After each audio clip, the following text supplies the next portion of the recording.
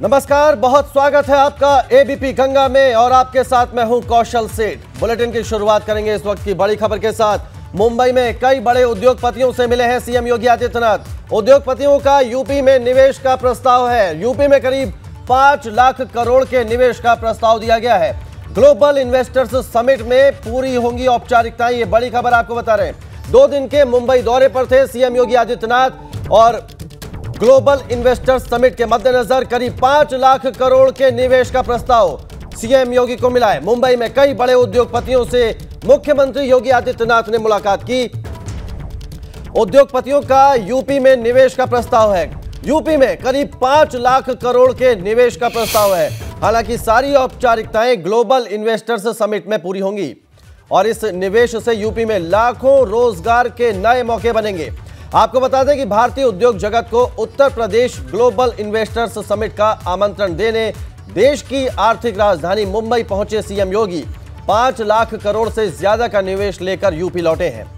Reliance industries के मुखिया मुकेश अंबानी ने पूरे यूपी में 5G इंटरनेट कनेक्टिविटी पहुंचाने और आर्टिफिशियल इंटेलिजेंस की मदद से उत्तर प्रदेश के गांव तक बेहतर स्वास्थ्य सेवाएं उपलब्ध कराने समेत इलेक्ट्रॉनिक्स, मैन्युफैक्चरिंग और ग्रीन एनर्जी सेक्टर में बड़े निवेश का प्रस्ताव दिया है। तो अडानी समूह पीपीपी मोड पर बलिया और श्रावस्ती में मेडिकल कॉलेज की स्थापना के साथ साथ नोएडा में 10,000 युवाओं की क्षमता वाले कौशल विकास केंद्र स्थापित करने का प्रस्ताव रखा गया है। मुख्यमंत्री से हुई इस मुलाकात के दौरान जिन विषयों पर निवेश की सहमति बनी, अब वो 10 से 12 फरवरी को आयोजित ग्लोबल इन्वेस्टर्स समिट में औपचारिक रूप लेंगे। 2 दिन के मुंबई दौरे के दौरान मुख्यमंत्री के साथ रिलायंस, टाटा सन्स, अडानी, गोदरेज, बिरला, पिरामल, वेदांता पार्ले, हिंदुजा, लोढ़ा और रैमकी समेत 2 दर्जन से ज्यादा उद्योगपतियों ने मुलाकात की। मैराथन कार्यक्रमों के बीच उद्योग जगत के दिग्गजों के साथ हुई विशेष मुलाकातों में मुख्यमंत्री ने उद्योग जगत को प्रधानमंत्री नरेंद्र मोदी के $5 ट्रिलियन के संकल्प से जुड़ने का आह्वान किया।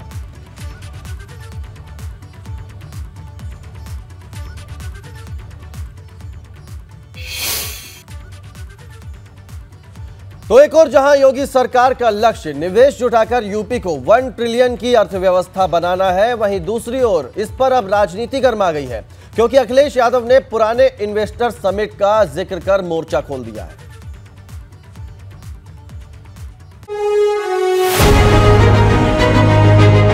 India's growth engine. Come and discover unlimited enterprising opportunities.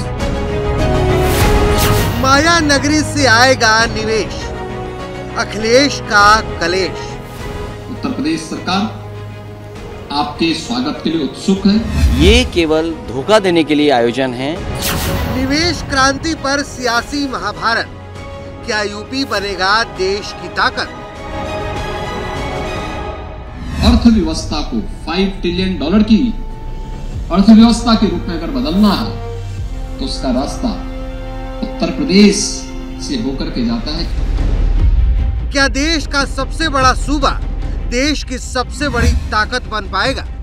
ये सवाल इसलिए कि जब से सीएम योगी ने मुख्यमंत्री पद की शपथ ली है, तब से यूपी की सरकार हर मंच से, हर मचान से यूपी को देश की नंबर 1 अर्थव्यवस्था बनाने की तस्वीर दिखाती आई है। और अब इसी सपने को पूरा करने के लिए खुद सीएम योगी मैदान में उतर आए हैं, जो न सिर्फ माया नगरी मुंबई में उद्योगपतियों, बैंकों और फिल्म इंडस्ट्री से जुड़े लोगों को यूपी में निवेश का न्योता दे रहे हैं, बल्कि निवेशकों को हर संभव मदद का भरोसा भी दे रहे हैं। कि उत्तर प्रदेश की इस अपॉर्चुनिटी का लाभ लीजिए, ढेर सारी संभावनाएं हैं। आपको भी, आपके निवेश को भी सुरक्षा की गारंटी राज्य सरकार देगी। दरअसल मुख्यमंत्री योगी आदित्यनाथ की कोशिश है कि जो ग्लोबल इन्वेस्टर समिट हो रहा है फरवरी महीने में, उसमें 10 लाख करोड़ के निवेश के प्रस्ताव आए और अब तक 7 लाख करोड़ से ज़्यादा के प्रस्ताव आ चुके हैं।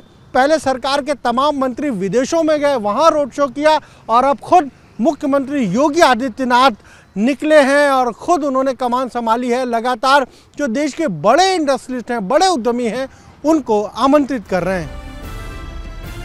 गौरतलब है कि यूपी सरकार ग्लोबल इन्वेस्टर समिट करने जा रही है, जिसके लिए सरकार ने देश विदेश से 10 लाख करोड़ के निवेश का लक्ष्य तय किया है। पिछले साल दिसंबर महीने में सरकार के कई मंत्रियों ने 16 देशों का दौरा भी किया था, जिसमें कई देशों के साथ MOU साइन भी हुए थे।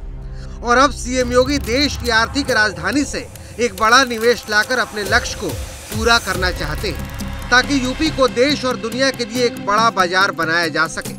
यही वजह है कि भाजपा अपने निवेश के लक्ष्य को एक क्रांति के रूप में देख रही है, जिसके आने वाले वक्त में न सिर्फ यूपी बल्कि पूरे देश का भविष्य बदल सकता है। इतना उत्साह है, इतना भारी भरकम निवेश आने जा रहा है और जिस कार्यक्रम में हमारे संपूर्ण एक तरह से राष्ट्रीय नेतृत्व हिस्सा लेने के लिए आ रहे हैं और उत्तर प्रदेश अब चल पड़ा है, तेजी से चल पड़ा है, अभी से कोई रोक नहीं सकता है। मैं निश्चित रूप से कह सकता हूं कि निवेशकों के लिए बहुत अच्छा माहौल है और निवेशक उत्तर प्रदेश को एक आदर्श स्थान के रूप में देख रहे हैं और बड़ी मात्रा में निवेश उत्तर प्रदेश में हो रहा है, उसी का परिणाम। 10 से 12 फरवरी के बीच में उत्तर प्रदेश की बेहतर कानून व्यवस्था और बेहतर बिजली व्यवस्था, कम प्रशासनिक अड़चने के कारण आश्चर्यजनक परिणाम आएंगे इन्वेस्टर समिट के। लेकिन सरकार जिस इन्वेस्टर समिट को यूपी के लिए गेम चेंजर बता रही है, उस पर समाजवादी पार्टी ने सवाल उठा दिए, जिस पर अब सूबे की राजनीति गर्मा गई है। क्योंकि सवाल सिर्फ इन्वेस्टर समिट का नहीं है, सवाल मुंबई से निवेश लाने का भी है, जिसको लेकर सपा से लेकर उद्धव ठाकरे के धड़े वाली शिवसेना भी गर्म है। आज उत्तर प्रदेश में जमीन पर कितना उतरा है, ये केवल धोखा देने के लिए आयोजन है। पहले मंत्रियों को विदेश भेजना, फिर खुद शहर जाना, फिर G20 के कार्यक्रम यूपी में ज़्यादा करना। सबसे बड़ी बात तो ये आएगी सामने कि इनके पास इंडस्ट्रियल पॉलिसी क्या है, आखिरकार किस इंडस्ट्रियल पॉलिसी के तहत, किस इंसेंटिव के साथ इन्होंने पॉलिसी बनाई है जिससे इन्वेस्टमेंट उत्तर प्रदेश में आएगा। इनके तमाम मंत्री सरकारी खर्चे पर विदेश गए कि निवेशक आकर्षित हों। अब उत्तर प्रदेश के मुख्यमंत्री महाराष्ट्र में हैं। उससे पहले देश और प्रदेश ये जानना चाहता है कि अब तक आपके जो प्रयास हुए, उन प्रयासों में आप कितने कामयाब हुए। आपको चाहिए कि आप एक श्वेत पत्र जारी करें कि हमारे इन प्रयासों से उत्तर प्रदेश को इतना लाभ हुआ और इतने निवेशक उत्तर प्रदेश की तरफ आकर्षित हुए। लेने आए, मगर निवेश लेने यहाँ क्यों आए हैं? अभी जो निवेश महाराष्ट्र में आ रहा है, उस निवेश को उठा करके सब गुजरात भेजा जा रहा है। यहाँ से सारी कंपनियां जो है, फार्मास्यूटिकल कंपनी सब चली गई, डायमंड कंपनी चली गई। अब जितने लोग यहाँ पे जितनी मिलें थी कपड़े की, वो सब चली गई। एक तरफ सरकार उत्तर प्रदेश को निवेश का हब बनाने में जुटी है, तो वहीं दूसरी तरफ अखिलेश यादव सरकार की इस निवेश क्रांति पर तंज कस रहे हैं। अखिलेश यादव ने कहा है कि ये गुमराह करने वाला है, क्योंकि सरकार की कोई इंडस्ट्रियल पॉलिसी है ही नहीं और क्या इंसेंटिव वो इंडस्ट्रियलिस्ट को दे रहे हैं, ये भी सरकार को बताना चाहिए। अखिलेश यादव ने इस ग्लोबल इन्वेस्टर समिट पर निशाना साधते हुए कहा है कि पहले सरकार को ये बताना चाहिए कि जो सबसे पहला इन्वेस्टर समिट हुआ उसमें जो भी प्रस्ताव आए थे, उसमें से कितनी चीजें अब तक धरातल पर उतरी हैं। लेकिन मुंबई से जो तस्वीर आई है, वो यूपी के बेहतर भविष्य की उम्मीद जगा रही है, क्योंकि सरकार यूपी के 9 महानगरों में रोड शो करने जा रही है, जिसकी शुरुआत गुरुवार को मुंबई से हो गई है। लेकिन सवाल इस बात का है कि जो लक्ष्य सरकार ने रखा है, क्या वो पूरा होगा? क्योंकि उत्तर प्रदेश को फरवरी में 2 बड़े अंतर्राष्ट्रीय आयोजनों की मेजबानी का अवसर मिला है, जिसमें पहला ग्लोबल इन्वेस्टर समिट है तो दूसरा G20 सम्मेलन है। इन दोनों ही कार्यक्रमों में देश विदेश से अतिथि आएंगे तो अपने साथ बड़ा निवेश लाएंगे। Bureau report, ABP Ganga. बात करते हैं प्रयागराज की। प्रयागराज में आज से पौष पूर्णिमा के स्नान पर्व के साथ ही माघ मेले की शुरुआत हो रही है। आज से ही संगम की रेती पर 1 महीने तक चलने वाले कल्पवास की भी शुरुआत हो जाएगी। मेले के लिए संगम की रेती पर अलग से तंबुओं का शहर बसाया गया है। साथ ही इस बार सुरक्षा के बेहद खास इंतजाम भी किए गए हैं। योगी सरकार ने इस बार के माघ मेले को 2025 के महाकुंभ के रिहर्सल के तौर पर आयोजित करने का फैसला किया है। आज पहले स्नान पर प्रयागराज के 14 घाटों पर करीब 5 लाख श्रद्धालु संगम में डुबकी लगाएंगे।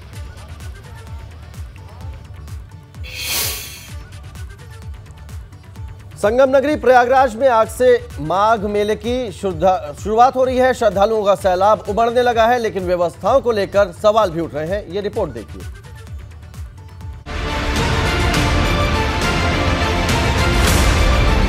माघ मेला झांकी, कुंभ मेला बाकी। टेंट सिटी बनाई, कब होगी गंगा की सफाई? संगम नगरी प्रयागराज में शुक्रवार से माघ मेले की शुरुआत हो रही है। योगी सरकार इस बार के माघ मेले में 2025 के महाकुंभ के रिहर्सल के तौर पर देख रही है। यही वजह है कि इस बार कई प्रयोग किए जा रहे हैं। तमाम व्यवस्थाओं को पहली बार मुहैया कराया जा रहा है। इसी कड़ी में इस बार के माघ मेले में टेंट सिटी भी बसाई जा रही है। ये पहला मौका है जब माघ मेले में टेंट सिटी बसाई जा रही है। इस बार माघ मेले में टेंट सिटी भी बसाई जाएगी। ये पहला मौका होगा जब माघ मेले में टेंट सिटी लगाई जाएगी। इससे पहले 2019 के महाकुंभ में टेंट सिटी बसाई गई थी और ये टेंट सिटी मेला क्षेत्र के अरैल इलाके में गंगा के तट पर तैयार की जा रही है। आप देख सकते हैं कि ज़मीन जो है उसको समतल कर दिया गया है और 20 टेंट यहाँ पर लगाए जाएंगे और मेला प्रशासन का दावा है कि इन 20 टेंटों में 5 स्टार जैसी सुविधाएं दी जाएंगी, खाने के रहने के इंतजाम किए जाएंगे। चूँकि ये धार्मिक आध्यात्मिक मेला है इसलिए यहाँ पर एक सुविधा केंद्र भी खोला जाएगा। मेला अधिकारी का दावा है कि टेंट सिटी में 5 स्टार होटल की तरह रहने, खाने और दूसरी सुविधाएं होगी। हालांकि इसका किराया कितना होगा ये अभी तय नहीं हो पाया है, लेकिन माना जा रहा है कि 14 जनवरी को मकर संक्रांति से पहले जब टेंट सिटी बनकर तैयार हो जाएगी तभी इसका किराया भी तय कर दिया जाएगा। जैसा आप अवगत हैं कि टेंट सिटी जो बस रही है अरैल साइड में बस रही है और वहाँ पे लगभग हम 20 टेंट सिटी बसाएंगे। वहाँ पे सारी फैसिलिटी होगी आज उसके रखने के लिए, सोने के लिए और वहाँ खाने की व्यवस्था भी होगी कि खाने की व्यवस्था भी वहाँ पे हम करेंगे। वहाँ पे हम लोग नाव की व्यवस्था करेंगे कि लोग जो सैलानी आते हैं, चाहे जो व्यक्ति आते हैं, चाहे जो भी व्यक्ति वहाँ रुकता है वो नाव से उसका आवागमन हो सके, संगम पे आ सके, चाहे कहीं भी घूमना चाहे तो घूम सके। हालांकि ये पहली बार नहीं है। इससे पहले 2019 के कुंभ मेले में टेंट सिटी बसाई गई थी, लेकिन इसी टेंट सिटी में उस वक्त आग लगने की बड़ी चूक भी सामने आई थी, जिसमें तत्कालीन गवर्नर लालजी टंडन बाल बाल बचे थे। यही वजह है कि इस घटना को ध्यान में रखते हुए मेला प्रशासन एहतियाती कदम उठा रहा है, लेकिन गंगा का मैला पानी मुंह चिढ़ा रहा है जो अब तक साफ नहीं हो पाया है। Bureau report, ABP Ganga. बात करते हैं चंदौली की, जहां चकिया कस्बे में एक बर्तन की दुकान से कुछ शातिर महिलाओं ने पीतल के बर्तनों पर हाथ साफ कर दिया। तस्वीरें देखिए कैसे 2 शातिर महिलाएं बर्तन खरीदने के लिए दुकान में पहुंची और जब दुकानदार ने बर्तन दिखाना शुरू किया तो मौका देखकर एक महिला ने पीतल के बर्तन को शॉल में छिपा लिया। चोरी करने का यह पूरा वीडियो सीसीटीवी में कैद हो गया। दुकानदार की शिकायत के बाद पुलिस ने मामले को दर्ज कर लिया है और इसकी जांच शुरू कर दी है।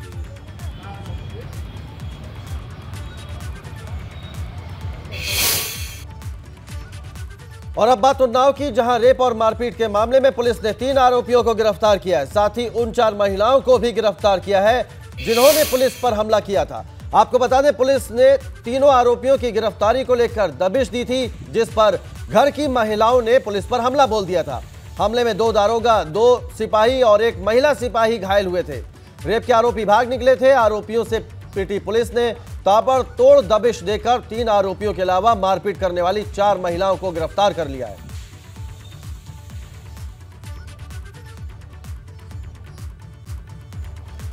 चलिए और इस बीच एक बड़ी खबर का रुख कर लेते हैं दिल्ली से। बड़ी खबर, मुख्य सचिवों का दूसरा राष्ट्रीय सम्मेलन दिल्ली में आज से सभी राज्यों के मुख्य सचिवों की 2 दिन की बैठक आयोजित होगी। पीएम मोदी की अध्यक्षता में यह बैठक होगी। 2 दिनों तक चलेगी मुख्य सचिवों की यह बैठक। यूपी के मुख्य सचिव दुर्गा शंकर मिश्र भी बैठक में शामिल होंगे। वहीं उत्तराखंड के मुख्य सचिव डॉक्टर एसएस संधू भी इस बैठक में शामिल होंगे।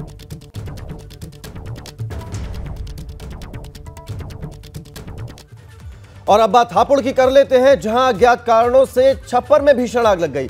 आग लगने से 11 मवेशियों की दर्दनाक मौत हो गई। सूचना के बाद भी फायर ब्रिगेड मौके पर नहीं पहुंची और कड़ी मशक्कत के बाद ग्रामीणों ने आग पर काबू पाया। ये तस्वीरें देखिए जब छप्पर में आग लगी हापुड़ में और इस दौरान 11 मवेशियों की मौत हो गई जलकर। सूचना के बाद भी फायर ब्रिगेड नहीं पहुंची। लापरवाही की हद भी यहां पर सामने आई है। हापुड़ के धौलाना क्षेत्र के ककराना गांव की यह घटना है।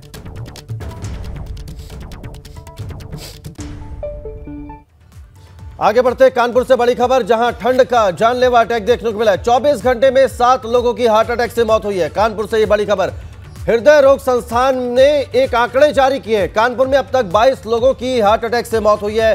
24 घंटों में 7 लोगों की हार्ट अटैक से जान गई है। बड़ी खबर आपको बता रहे हैं, कानपुर में ठंड का जानलेवा अटैक देखने को मिला है। 24 घंटे में 7 लोगों की हार्ट अटैक से मौत हुई है। हृदय रोग संस्थान ने ये आंकड़े जारी किए हैं, जिसमें सामने आया है कि 24 घंटे में 7 लोगों की हार्ट अटैक से मौत हुई है। हॉस्पिटल पहुंचने से पहले 15 लोगों ने दम तोड़ दिया। वहीं अगर बात करें कि कुल 22 लोगों की हार्ट अटैक से कानपुर में जान जा चुकी है। शीतलहर का बहुत तेजी से प्रभाव बढ़ा है, जिसके कारण हृदय रोगियों की समस्याएं बढ़ गई हैं। आज हृदय रोग संस्थान में 723 रोगी आए थे, जिनका परीक्षण किया गया, उपचार किया गया। उनमें से 41 मरीज गंभीर दशा में थे, जिनको कि भर्ती करना पड़ा। उनका भर्ती करके उपचार किया गया। 39 मरीजों का ऑपरेशन भी करना पड़ा, एंजियोग्राफी वगैरह भी करनी पड़ी। और 7 पेशेंट ऐसे थे जिनकी की इलाज के दौरान मृत्यु हुई, और 15 पेशेंट एक दिन में ब्रॉड डेड लाए गए, यानी कि जब वो पहुंचे हैं तो उनकी पहले से ही मृत्यु हो चुकी थी। आगे बढ़ते हैं, सुहेलदेव भारतीय समाज पार्टी के राष्ट्रीय अध्यक्ष ओम प्रकाश राजभर का एक वीडियो सोशल मीडिया पर खूब वायरल हो रहा है, जिसमें पार्टी की सदस्यता लेने पर ओपी राजभर पार्टी के सदस्यों को 3 साल तक उनकी सुरक्षा की गारंटी देते नजर आ रहे हैं। वायरल वीडियो सोशल मीडिया पर जमकर न केवल सुर्खियां बटोर रहा है, बल्कि चर्चा का विषय भी बन गया है। वायरल वीडियो में पार्टी की सदस्यता लेने के लिए ओपी राजभर अपनी सभा में आए लोगों से 10 रुपए की पर्ची कटवाने की भी बात कहते नजर आ रहे हैं। आपको बता दें कि यह viral video Suheldev Bharatiya Samaj party के रसड़ा स्थित कार्यालय का है, जहां कार्यकर्ता सम्मेलन आयोजित किया गया था।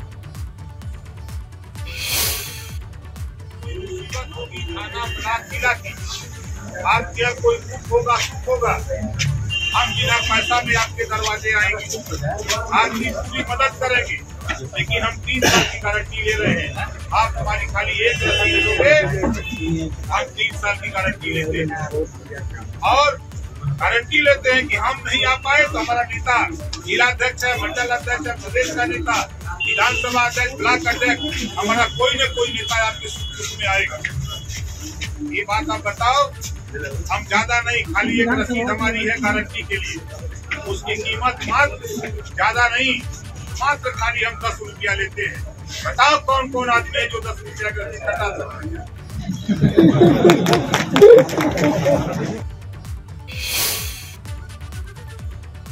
और अब बात रामपुर की, जहां सपा नेता आजम खान को आज रामपुर की स्पेशल एमपी एमएलए कोर्ट से झटका लगा।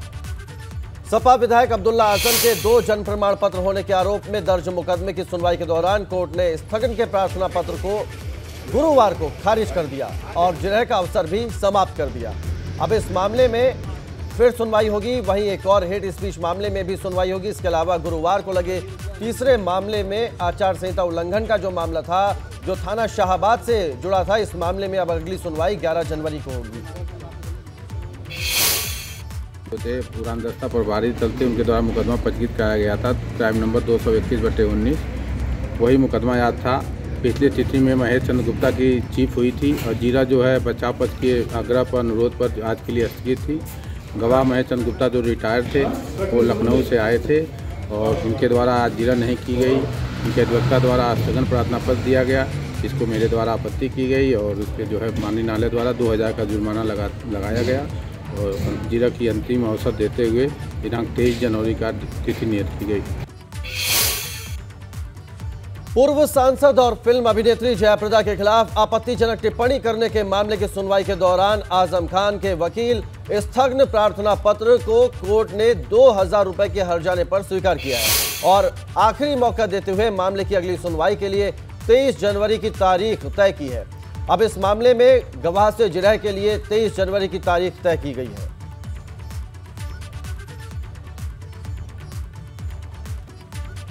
हल्द्वानी में अतिक्रमण को लेकर सियासी संग्राम मचा हुआ है, तो वहीं बरेली के इज्जत नगर रेलवे स्टेशन पर बनी 500 साल पुरानी मजार को हटाने को लेकर भी विवाद खड़ा हो गया है।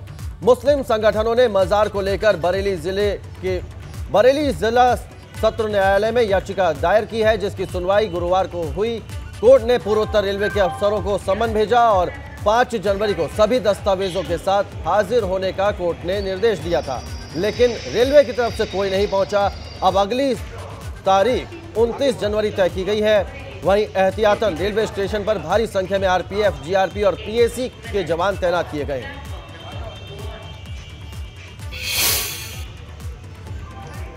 में 1564 ईस्वी जो सन थी तब इस मजार का यहाँ पर ये मजार को बनाया गया था। बताया जाता है तब यहाँ पर रेलवे स्टेशन का निर्माण नहीं हुआ था और उसके बाद रेलवे स्टेशन का निर्माण कराया गया है। लेकिन अब ये जो मजार है ये काफी विवादों में आ चुकी है, क्योंकि इस मजार को हटाने की बात कही जा रही है।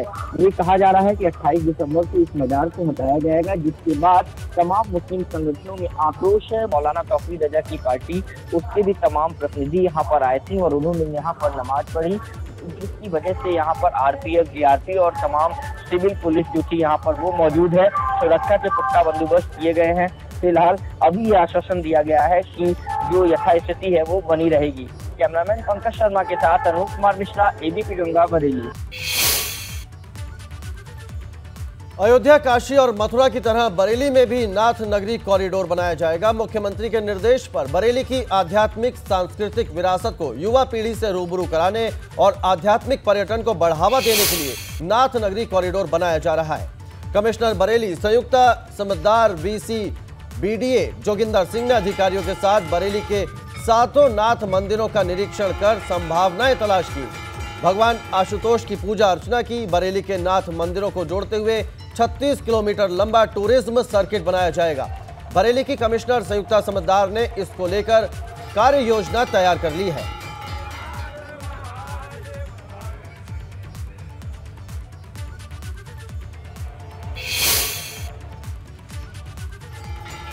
देखिए, जैसे आप जानते हैं कि जो एक रिलीजियस सर्किट होता है ये बहुत इम्पॉर्टेंट है किसी भी क्षेत्र के टूरिज्म में विकास लाने के लिए। तो बरेली में जैसे बहुत आध्यात्मिक 7 नाथ मंदिर हैं, इनको जोड़ के हमने एक परियोजना बना रहे हैं ताकि इसकी एक इंटीग्रेटेड सर्किट बनाएं। और बरेली वासियों ने भी, कई ऐसे बरेली वासी हैं जिन्होंने हो सकता है 7 मंदिर देखे भी ना हो।